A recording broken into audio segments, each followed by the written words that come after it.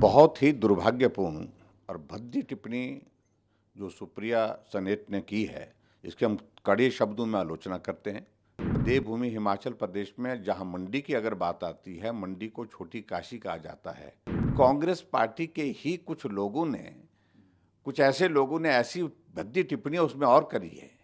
उसके संदर्भ में आपका क्या कहना है? महिला हो करके भी इस प्रकार की बात उनने की है, तो ये बहुत ही ज़्यादा दुर्भाग्यपूर्ण है। सर, जिस तरह से टिप्पणी करी जा रही है मैं कंगना जी के ऊपर, क्या कहेंगे सर कांग्रेस की तरफ से यहाँ पर?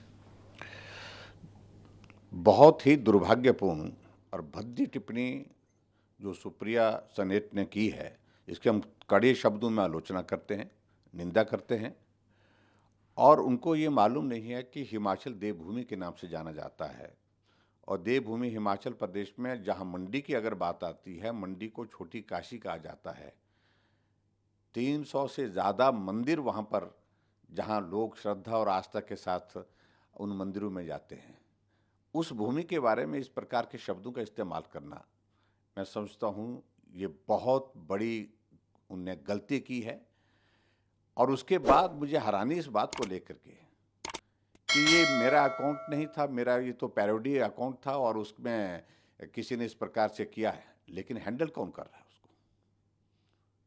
उनके खिलाफ क्या मामला दर्ज किया? क्या कंप्लेंट उनको करनी चाहिए, उनके खिलाफ कार्रवाई करनी चाहिए। ये देवभूमि हिमाचल की अस्मिता, मंडी की अस्मिता के शान के खिलाफ जिस प्रकार की टिप्पणी उनने की है, और दुख तो इस बात का है कि एक महिला ने, स्वयं महिला होकर के उसने टिप्पणी की है, और उस टिप्पणी पर बाद में खेद व्यक्त करते हुए अपनी बात का तो रास्ता निकालने की कोशिश कर रही है। लेकिन कांग्रेस पार्टी के ही कुछ ऐसे लोगों ने ऐसी भद्दी टिप्पणियां उसमें और करी है। उसके संदर्भ में आपका क्या कहना है? इस प्रकार से नहीं सहन किया जा सकता है, और जो भी किया है ये बहुत दुर्भाग्यपूर्ण है। और भारतीय जनता पार्टी इस सारे मामले को लेकर के, हम लीगली भी एग्जामिन कर रहे हैं इसको, इसमें मामला दर्ज करने की दिशा में आगे बढ़ रहे हैं।